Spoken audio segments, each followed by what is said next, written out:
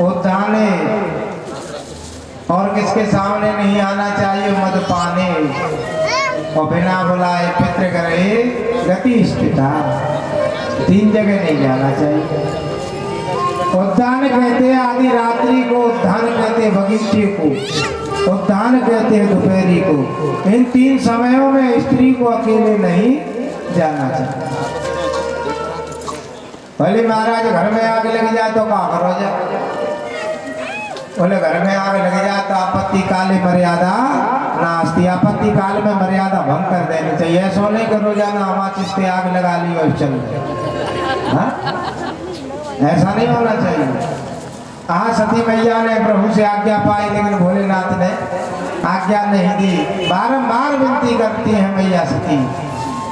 भोलेनाथ बोले तो ठीक है तुम नंदी के साथ चली जाओ, लेकिन सती मैया का मन ना करो क्योंकि भोलेनाथ साथ नहीं जाते। बेमन के आज सती मैया जा रही है और जैसे ही पिता की यज्ञ में गई, पिता की यज्ञ में गई और जैसे ही पहुंची है पिता भवन, पिता भवन जब गया भवानी, पिता भवन जब गई भवानी, छत्रास काहुन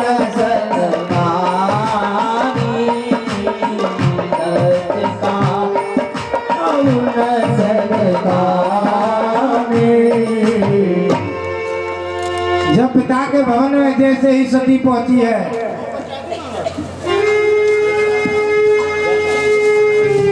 और जैसे ही मैया सती पहुंची तो दक्ष की त्रास की वजह से ना तो उनकी बहनें बोली उनसे ना कोई और बोला। बोले देखो तो सही है बिना बुलाई चली आई है। आगे माता मिली, सादर मिली है, सादर मिली, सादर भले मिली एक माता, बगनी मिली बहुत मुस्काता, बगनी मिली बहुत मुस्काता। मैया ने कुशलता पूछी कि बेटी तू आ गई। मैया ने उस सती मैया को अपने अंक में भर लिया। एक माता ही ऐसी होती है जो मैया की पुत्री कितनी भी बुरी हो तब भी अपनी पुत्री की उसे याद आती है। और सबसे लाडली बेटी तो मैया सती तो ही है, अपनी माता की लाडली है। अंग में भर लिया, रोने लगी। कारण क्या बताऊं मैं, मैया सब कुशल तो है। माता के अश्रुपात हो रहे हैं नेत्रों से कि बेटी सब कुशल है। मैया ये पहले क्यों नहीं बोल रही, बेटी कोई बात नहीं तू अंदर चल। पिताजी की मैं इकलौती बेटी थी। आज मेरी बहन भी नहीं बोली मैं सुकुमारी हूँ। आज पिताजी ने भी मुझे नहीं बोली। जैसे ही भवन में प्रवेश किया जहाँ दक्ष की यज्ञ चल रही थी, जाकर के देखा सती मैया एकदम क्रोधित हो गई। क्यों? शिव अपमान न जाई सही, हृदय न हो प्रभु, सकल समय हटे हटे तवे बोली बचन सको। क्या कह रही है मैया सती? हे सभासदों सुन लीजिए। सुनाओ सभासद सकल मुनिंदा, कहे सुने जिन शंकर निंदा। आज मैया सती ने कहा है सभासदों सुन लो कि मेरे भोलेनाथ तो आपसे कुछ मांगते भी नहीं है। क्योंकि भोलेनाथ का आज आसन नहीं थे। उसमें 3 देवता नहीं गए, ब्रह्मा विष्णु और महेश। बाकी देव सब बैठे हैं। मैया सती क्रोधित हो रही है। बोले मेरे मूर्ख पिता ने आज मेरे पति को नहीं बुलाया। वो तो संसार के सर्वज्ञ हैं, कितने भोले वाले हैं, तभी उन्होंने नहीं बुलाया। क्रोधित हो गए। उन्होंने मुझसे मना किया तब भी मैं नहीं मानी। पिता के मोह के कारण मैं इस यज्ञ में आ गई। इसीलिए भोलेनाथ मुझसे कह रहे थे, मना कर रहे थे कि वहां तुम्हारा अपमान होगा। मैया सती हो रही है, क्रोधित हो रही है, अश्रुपात हो रहे हैं और एक तरफ क्रोधित हो रही है।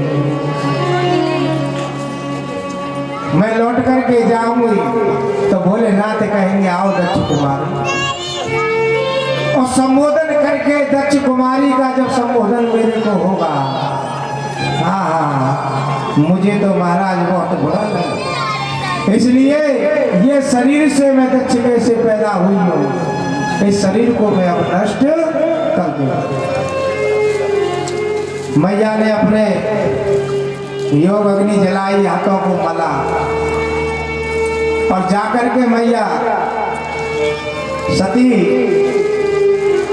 यज्ञ कुंड में कि हंसी कहीं जोगी अग्नि तनु जाना, भयो सकल मगहारा,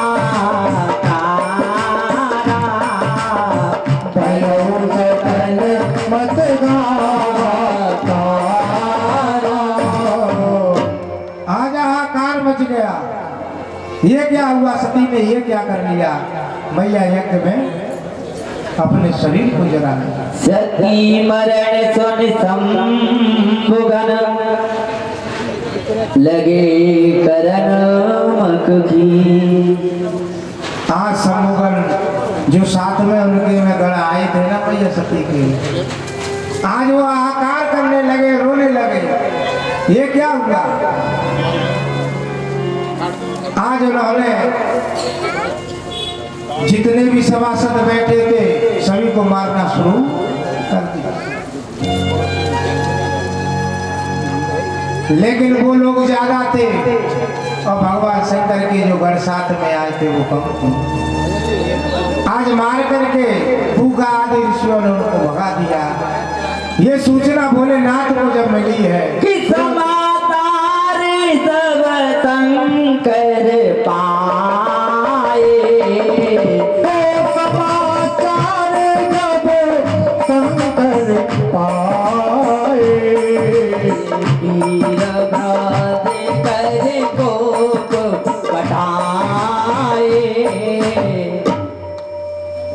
आज भोलेनाथ ने जैसे सुना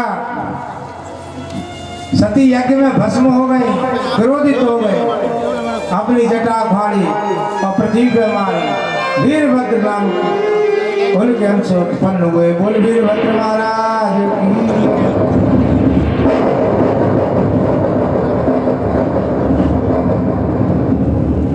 बोले भोलेनाथ से मेरे लिए क्या आज्ञा है? बोले आप दक्ष की यज्ञ में जाइए, वहां जाकर के उसकी यज्ञ का विध्वंस कर दीजिए। आज जब विध्वंस जाए तीन कीना, सकल सुरय विधिवत फल दीना, सकल सुरय विधिवत फल दीना।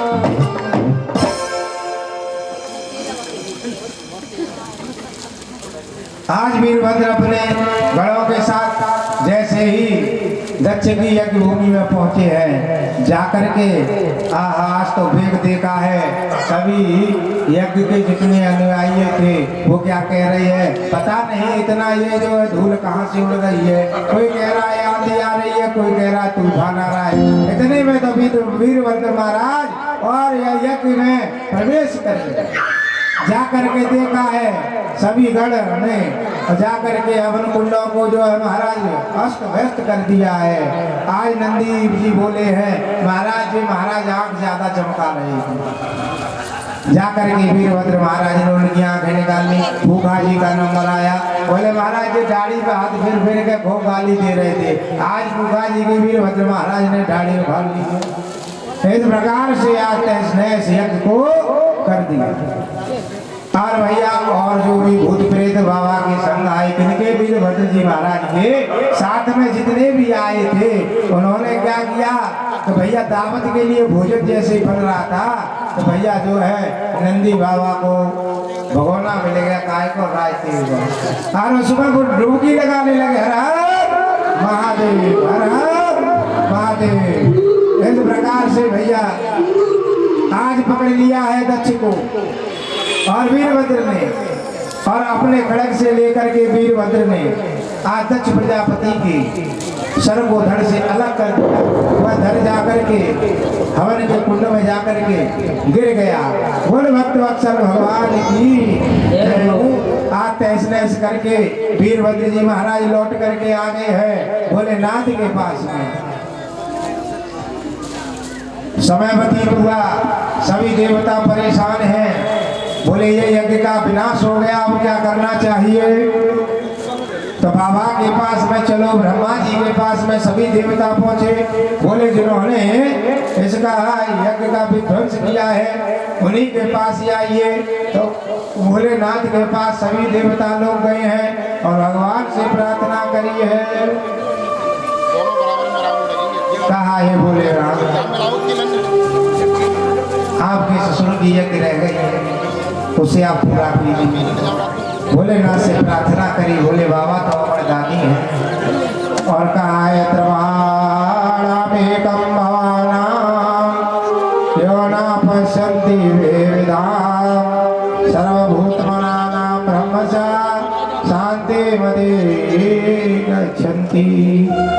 दक्ष के यज्ञ को तभी शांति आएगी जब आप उसे पूर्ण करा देंगे। भोलेनाथ गए और जाकर के भैया टेंट संभाला, यज्ञशाला बनाई। बोले यज्ञपति कौन है, बोले यज्ञपति की तो भैया आहुति लग गई है, इसका धड़ी धड़ पड़ा है, तो क्या करा जाए। बोले बकरे का सिर लेकर के आओ, और ला करके बकरे का सिर दक्ष के धड़ पे लगाया है। आज भोलेनाथ से प्रार्थना कर रहा है, क्या कह रहा है अपनी भाषा में, बकरा कैसे बोलता पता है? हाँ, बकरा ऐसे बोलता है, बकरा जैसे बोलता है, तो भोलेनाथ से प्रार्थना कर रहा है वो। और कहता है मेघानाथ घटघटा घाटा घटा घुरघटा विद्युत ज्योति चकमकी चकमकी चाकी मकी दृश्य दी। भोलेनाथ से प्रार्थना करिए। भोलेनाथ को हंसी आएगी, क्योंकि बम बम बम बम बम बम बम बम। हाँ, बकरा बम बम भी तो बोलता है, इसीलिए ये बम बम बोला जाता है। मंदिर में जाओ भगवान शंकर के में तो बम बम बम बम ही बोलना चाहिए। बाबा इससे प्रसन्न हो जाते हैं, क्यों? उन्होंने अपने ससुर साहब किया आ जाती दक्ष प्रजापति, इसलिए बम बम बम बम। भोलेनाथ प्रसन्न हुए, यज्ञ को पूरा कराया और अपने कैलाश पर्वत पर आए। इधर मैया सती ने, आप सभी ने कथा जानी है, मैया सती की इतनी कथा है यहाँ।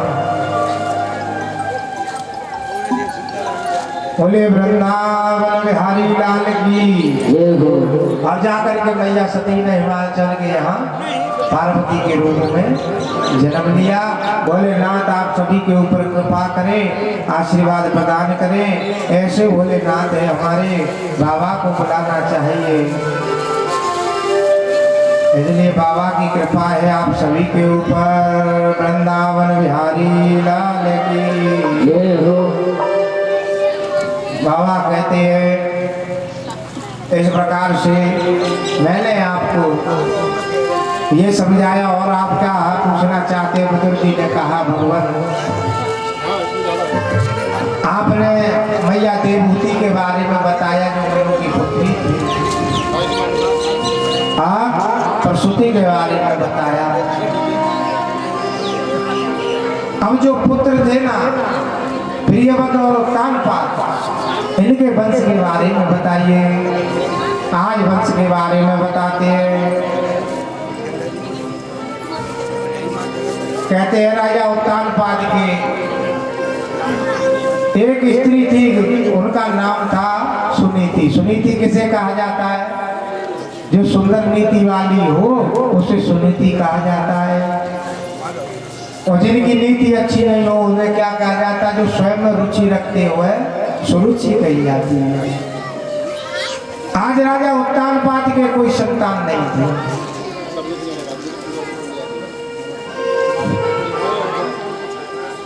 प्रभु का ये भजन करते थे। एक दिन सुनीति बोली है गए, प्रभु हमारे कोई संतान नहीं है और मेरी जो चाचा की लड़की है तो उससे विवाह कर लो, जिससे हमारे घर में वंश आ जाए। आज राजा उत्तानपाद ने मना किया लेकिन समझ में नहीं आई। बोली तुम दासी हो जाओगी कि जब घर में पुत्र रत्न की प्राप्ति होगी मुझे दासी भी मंजूर है। आज अपनी बहन से विवाह करा लिया और बहन आई, राजपाट उसी का चलने लग गया। आज सुनीति को कह दिया कि जाओ महल पे एक भी कबूतर नहीं बैठ जाए। जो रानी थी आज उसे क्या बना दिया? दासी बना दिया। किसने? सुरुचि जो विवाह करके लाई थी, रानी से उसको दासी बना दिया। और जिस दिन उस महल पर कौन बैठ जाता? कबूतर बैठ जाता। उस दिन आज सुनीति को भोजन भी नहीं मिलता। रानी ये फ्री का भोजन खाती है, इसको यहाँ से भगाया जाए। आज जंगल में भेज दिया गया। आज राजा सुनीति के साथ में मगन हैं। एक दिन शिकार खेलने के लिए गए राजा, जो उसी जंगल में पहुंच गए जहां सुनीति रहती थी। रात्रि का समय था, भूख प्यास सता रही थी और महाराज अंधेरा हो रहा था, रात्रि का समय था। कुटिया दिखाई दी, जाकर के पहुंच गए कुटिया में। और जैसे ही कुटिया में पहुंचे हैं, बोले कोई है? सुनीति ने पहचान लिया कि मेरे राजा उत्तानपाद आई। बोले हैं कि हमें भूख लगी है, कुछ फल दिए, जल पिलाया। बोले एक रात्रि हम विश्राम कर सकते हैं? बोले हाँ, आज एक रात्रि विश्राम कराया। आज राजा प्रसन्न होने लगे। सुबह 4 बजे राजा बोले अब हम अपने महल के लिए प्रस्थान करेंगे। तुम क्या बाले मांग सकती हो? सुनीति बोली महाराज मुझे कुछ नहीं मांगना है, क्योंकि सुनीति को राजा ने पहचाना। बोली मुझे कुछ नहीं मांगना है, अगर महाराज देना ही है जो आपका ये बाजू बंद है इसे मुझे दे जाइए। आज राजा ने उन्हें बाजू बंद दे दिया और इधर राजा अपने नगर के लिए आए। नारद जी आए। नारद जी सुनीति से प्रार्थना करी, मैं तेरी तपस्या से प्रसन्न हूँ, तू वर मांग। तो कहती है मेरी बहन सुनीति के सुरुचि के एक सुंदर पुत्र प्राप्ति हो। महाराज मुझे कोई वर नहीं चाहिए, मेरी जो बहन है ना उसको पुत्र हो जाए, जिससे मेरे राजा का वंश चल जाए। नारद जी बोले वो इस लायक है ही नहीं, वो इस लायक है ही नहीं है, क्योंकि वो हरि का कीर्तन ना करती हो, वो हरि का कीर्तन नहीं करती, इसलिए वो इस लायक नहीं। तो महाराज वर मुझे भी नहीं चाहिए। नहीं तू मांग कोई वरदान। आज भगवान हुआ, आज जो है नारद जी ने दोनों को दिया, जाओ दोनों के तुम्हारे पुत्र होगा। इधर महलों में आज सुरुचि रानी के पुत्र हुआ, उसका नाम उत्तम रखा। और इधर जंगल में सुनीति के ध्रुव जी महाराज, बोल ध्रुव जी महाराज की जय हो, रक्षल भगवान की जय हो। धीरे धीरे लालन पालन हुआ। ध्रुव जी पूछने लगे माँ मेरे पिताजी का नाम क्या है? तो बता दिया कि तेरे पिताजी का नाम उत्तानपाद है। कहाँ रहते? उधर रहते हैं। ध्रुव जी महाराज कहे कि मुझे वो गोद में बिठाएंगे, क्यों नहीं बिठाएंगे? पहुंच गई। देखा पिताजी हैं, अंक में भर लिया। राजा उत्तानपाद ने गोदी में बैठा दिया, प्यार करने लगे। सुरुचि चली आई, देखने लगी, ओ हो सौत का लड़का, उठा करके फेंक दिया। बोले अगर तुझे इस सिंहासन पर और इस गोदी में बैठना है तो मेरे गर्भ से जन्म लेगा तब तू इस पे बैठ गए। रोते हुए द्रौपदी महाराज अपनी माँ के पास पहुंचे हैं। माँ ने समझा दिया कि बेटा कोई नहीं है। नारद जी ने उपदेश दिए हैं और आज जो है भगवान की भक्ति में लीन और द्रौपदी पहुंचे हैं और मंत्र दिया है कि तेरा तो कोई गुरु नहीं है, तू क्या जाएगा तप करने के लिए। द्रौपदी महाराज जंगल में तप करने पहुंच गए और कह रहे हैं ओम नमो भगवते वासुदेवाय। भगवान प्रसन्न हो गए, इतने मगन हो गए और द्रौपदी महाराज ने 5 साल की अवस्था में प्रभु को प्राप्त कर लिया। भगवान आए, नेत्र उनके बंद हैं। आज अपना संग भगवान ने उनके मुख से लगाया, बोले हे ध्रुव मैं तुमसे प्रसन्न हूं, वर मांग। बोले महाराज मुझे कोई वर नहीं चाहिए, लेकिन भगवान ने वर दिया। कौन सा वर दिया है कि तुम्हें मैं अपने पास में वर देता हूँ और जो तुम्हारे दर्शन करेगा उसका जोड़ा अमर रहेगा। इसीलिए द्रौपदी महाराज के दर्शन किए जाते हैं। सुबह 4 बजे देखना आसमान में द्रौपदी महाराज दर्शन देते हैं। द्रौपदी ने तपस्या करी, प्रभु को प्राप्त कर लिया। बाकी की कथाएं हम आपको कल सुनाएंगे क्योंकि समय भी बहुत हो गया है। बोल भक्त वत्सल भगवान की जय हो।